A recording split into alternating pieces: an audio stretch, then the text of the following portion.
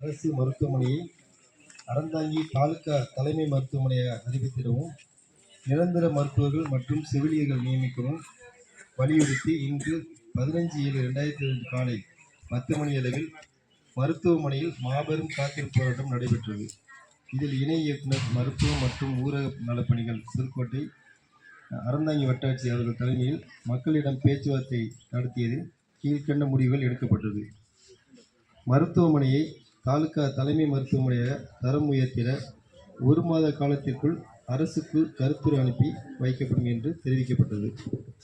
இரண்டாவதாக, புதிய கட்டிடம் மருத்துவமனைக்கு கட்டி முடிக்கப்படும் போது தேவைப்படும் பணியாளர்களை பூர்த்தி செய்யும் வகையில் அறிக்கை அனுப்பி வைக்கப்படும். Staff nurse, lab technicians, pharmacist ஆகிய பணியிடங்கள் 20 தினங்களுக்குள் நிரப்பப்படும் என உறுதியளிக்கப்பட்டது. இதர காலி பணியிடங்கள் தொடர்பாக மேற்கண்ட பணியிடங்கள் நிரப்பிய பின்னர் நடவடிக்கை மேற்கொள்ளப்படும் என தெரிவிக்கப்பட்டது. இரவு காவலர், துப்புரவு பணியாளர் ஆகியோர் பணியிடங்கள் தற்காலிக பணியாளர்களாக கொண்டு இன்று முதல் பணியமர்த்தப்படும் என தெரிவிக்கப்பட்டது. 108 அவசர ஊர்தியை நிரந்தரமாக சுப்பிரமணியம் மருத்துவமனையில் நிறுத்தி வைக்கப்படும் என தெரிவிக்கப்பட்டது.